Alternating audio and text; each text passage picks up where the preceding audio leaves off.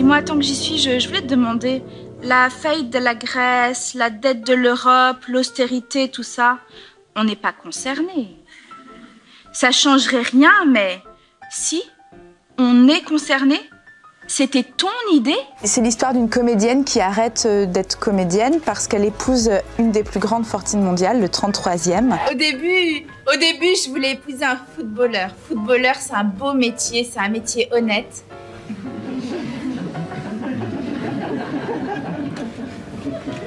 C'est déjà mieux que banquier.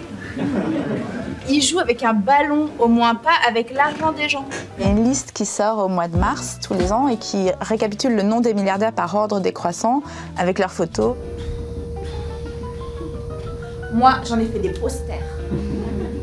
Georges Clooney, il est plus beau, mais il est pas dans la liste.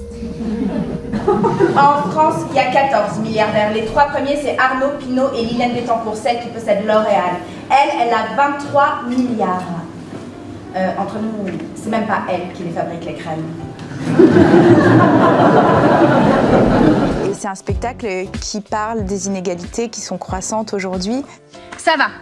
Pour nous, la crise, ça change rien. L'Europe a signé un chèque aux banques de 880 milliards d'euros et les pauvres rembourseront. Petit à petit, à leur rythme, en rognant un peu sur les salaires, un peu sur les retraites, un peu sur les petits plus du quotidien, comme dit mon futur mari et François Hollande. Il faut prendre l'argent là où il est, chez les pauvres. Ils n'ont pas beaucoup d'argent, mais il y a beaucoup de pauvres.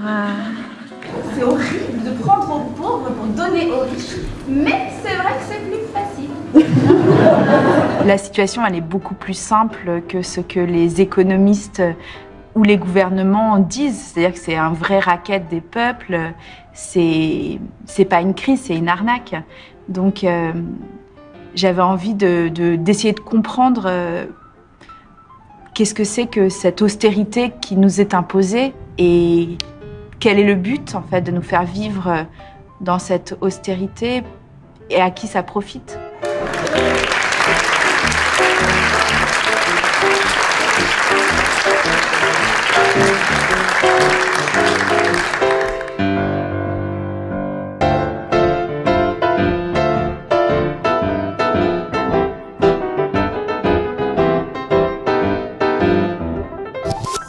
I'm a slave.